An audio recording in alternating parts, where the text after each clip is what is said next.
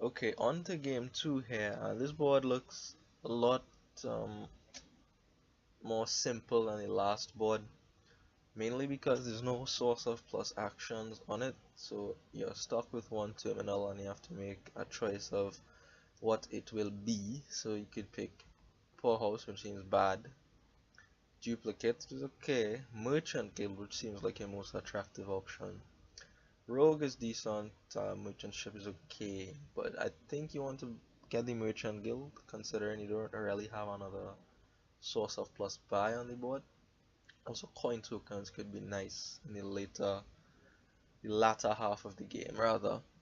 So it seems like what you want to do here is get a lot of stables, a horde, a merchant guild, and go from there.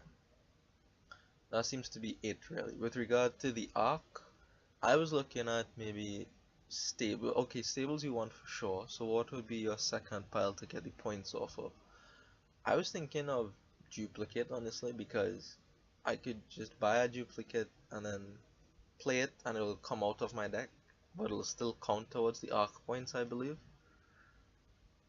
Additionally, if you have 4 duplicates sitting on your mat, that is not at all a terrible place to be on this game. In this game, translates to 5 or so duchies if you do want that. So the opening here to me looks like a very plain double silver opening to try to get to Artisan.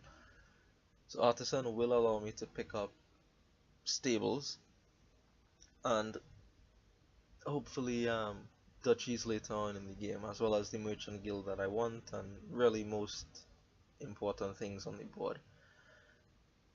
So a lot of times you would want to open with a double overlord here, but I think you don't want to, not a double overlord, you can't open double overlord. Open something and overlord on turn 2, right? The turn 2 overlord is a thing that is a strong thing that comes up on some boards, but I don't think that is something you want to do here. It's what I'm considering going for the overlord one, because you can't play it as artisan, and that's what you would like to do, right? I do want to have an artisan to gain stables. Hopefully that'll help me to win the split, and if I can win the split with stables, my arc points goes up. So luckily I'm probably gonna hit 6 next turn because I don't see any of my silvers on this turn. I am just gonna pick up another silver. I don't really see the point in picking up a lighthouse. It could defend against rogue attacks, but if he picks up a rogue, then we'll see about defending. Would much rather have the raw money in my deck. So my opponent does go for the lighthouse, and I am able to get to 6, so it allows me to get the artisan. If I went into debt by buying that overlord, there was no chance of me even hitting 6. So now we go after the stables, and another reason for the overlord, or for not purchasing the overlord rather, is because, well, I also want to get to 6 to buy horde, so I want to hit 6 twice in this game. You could argue that, okay, well, you've bought your artisan, now go pick up some overlords. Well, you can, but not quite really. I want to pick up some hordes, or at least one horde anyway. Also, when the stables pile is done, what are you really going to use your overlord for? There's not a lot of attractive targets. Merchant Guild and Rogue are probably the best ones, honestly. But even those aren't that great, I don't find. So I wasn't really too attracted by the Overlord in this game. I don't really see what it could do, and it's just very very expensive for very very little. And I would hate to pay, sorry, $8 for a card that does so little. So eventually I do pick up a lighthouse here, just, kind of hedging my options. Okay, what if he does pick up a rogue? I don't want to be caught without a lighthouse. Losing our stables is a bad idea. So I'll pick up one. It's not the best thing in the world, but it isn't that bad either. So I'll get one. My opponent pauses for a merchant guild. This, I think, should be our stables.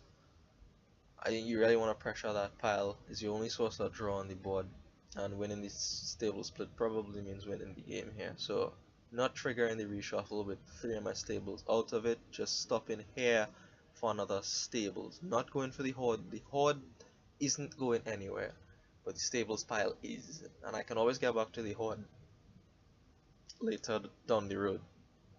For now, I want to try to focus down on the stables. So I think I have what, 4 stables to my opponent's 3 right now. So I am looking at decent position to win the split, especially if I can find my artisan.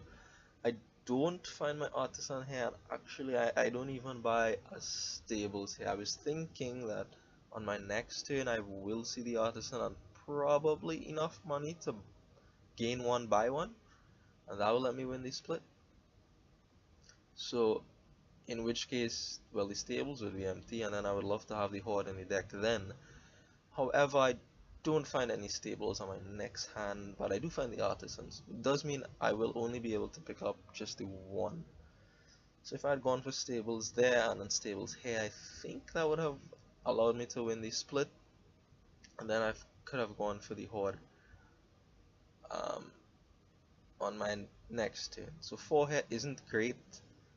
Um, I think about what to do here. I think just another silver is the best thing, really. I mean, the lighthouses aren't really that attractive for me. You know, the stables can't make use of it. It is a little bit less money than a silver because I can't see that lighthouse every turn. My opponent picks up the final stables along with another lighthouse. So I was a little bit lost as to why he was picking up the lighthouses, but later I realized, oh, that is what he's using for his arc points. He's using the lighthouse pile. And once I caught on to that, I realized, well, I can do the same thing. And I eventually end up going for those, mostly as a source of points. You know, they're like 2-point duchies at this point. And better than duchies because, well, you know, there aren't green cards that do nothing for your deck except contribute to the score. Lighthouse will give you money, and I don't have any terminals or anything to trade dead, so still okay for the deck, I believe. So we both have 5 stables now, which means our arc points will probably go up to 15 each. Depends on how many lighthouses we get. Of course, it doesn't have to be lighthouses. Could be merchant guild for me. I could get there a little more easily than my opponent because of the artisan. He didn't have an opportunity to pick up an artisan, I believe. So I buy the first province with my horde here, and my opponent passes me a bid of 14, so I have to bid 15 to take the points off Mountain Pass. I was pretty happy that I didn't have to bid, and I forced my opponent to bid because I have no clue what was the correct thing to bid here.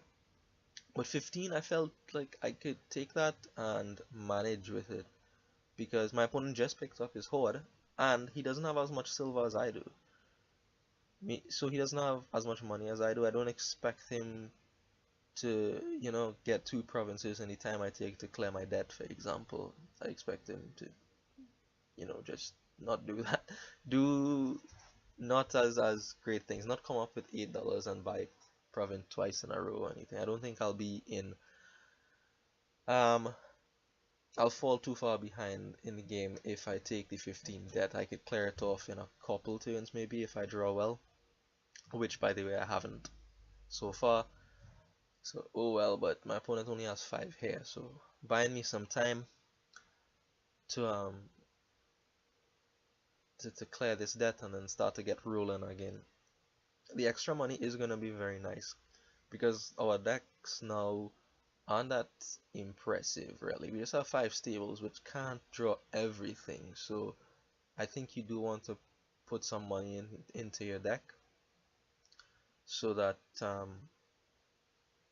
you know, you play in a more money-ish style deck at this point, right? The engine is not gonna come together, especially after you only have 5 stables. So my opponent picked up an Overlord on his last turn, and that is also something I don't like, because what are you gonna use that for?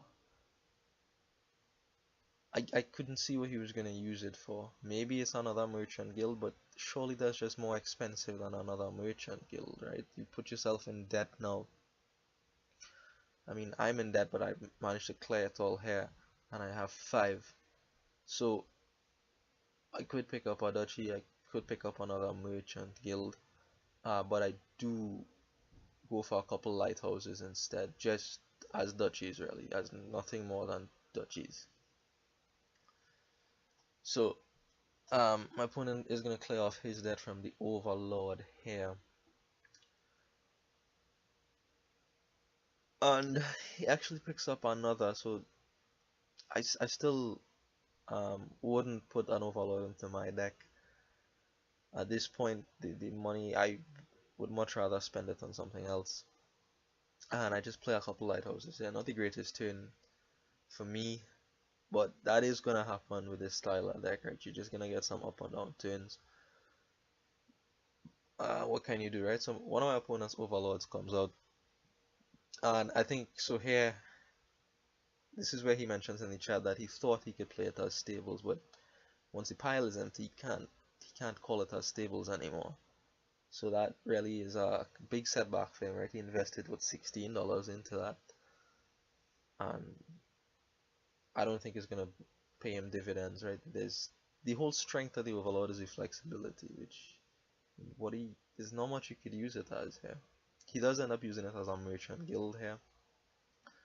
He goes for a province and an estate with the horde in play to pick up more gold. So now he has more gold than me, which is nice for him, of course. And here I am gonna make a slight misplay, I believe. Yeah, so I gain a duchy with this artisan, but if I wanted 3 points, I could have picked up a lighthouse and top deck the lighthouse, which, like I said, is more useful than the duchy. So, but what I end up doing is picking up the duchy and I top deck a copper. That's not great, right? You don't want to be top decking copper. That's almost like attacking yourself. I have to top deck the copper here because I want to have enough money to buy province, and I really don't want to top deck a green card. At least as stables could make use of the copper that I put back, potentially. So my second use of horde here picks up another province. And now I've cleared the debt, I have the points from the mountain pass. Things are looking quite nice for me here, especially with merchant guilds around. I did pick up a second merchant guild because I can't play my one so frequently, so I put two. Maybe I could see the two and bank up some coin tokens. That'll be good for the end game. So here I have 6. I consider going for a duchy, but then I remember, look, pal, a lighthouse is 3 points, why not take it? And then I have the second buy, which I do want to make use of, even if it's just for a copper to get the coin tokens. Consider duplicate, consider estate, but I choose lighthouse instead because, look, that's 3 points my opponent can't get. So, again, I force the issue where I have won the arc points here, by 3 points I believe. So duchy copper for my opponent, the coin tokens are going to be very important in this end game here because our decks are starting to fall apart. Having a couple dollars banked away can make all the difference in this game. And I actually use one of my banked tokens here to get me up to province and duchy, which is very, very good at this point in the game for me. Very, very good. Pretty happy I was able to pick that up here. And I just look to be in a good position at this point. If I get one more province, I'll be in a solid position because then I can run the duchies with my opponent, and that'll be a third pile. That'll be game over. He uses his overlord as a merchant ship here, so that's gonna stay out of his deck for a turn, but it doesn't matter because he'll shuffle it back in. Merchant ship is a decent shot here because it's gonna give you 2 now, 2 next turn. That's a lot of money. That's $4. That's $4. So here, coin tokens come into play. I'm gonna spend it all to pick up a province. It's gonna put him in an uncomfortable position where can't really take the penultimate province, even though he kinda needs to. So just the 1 province and a copper to replenish my coin token stock. To bring me back up to 3, I believe, and it does mean that, look, I'm gonna get the province here again, even without the coin tokens, just from the lighthouses that I have in place. So this is what I mean. It's not terrible. It's just money throughout, but it is gonna make your stables not draw as much if you put lighthouses in your deck. I mean, if you put silvers too. at least your opponent, your stables can make use of these silvers. So double duchy for my opponent as he has to go for here, but with this penultimate province as effectively game over. He can't get enough points, right? He can't take the last two duchies because that's a loss. And I actually just draw $8 on the next turn, and my opponent resigns. So that's game 2 for you. Thanks for watching, and I'll see you in the next one.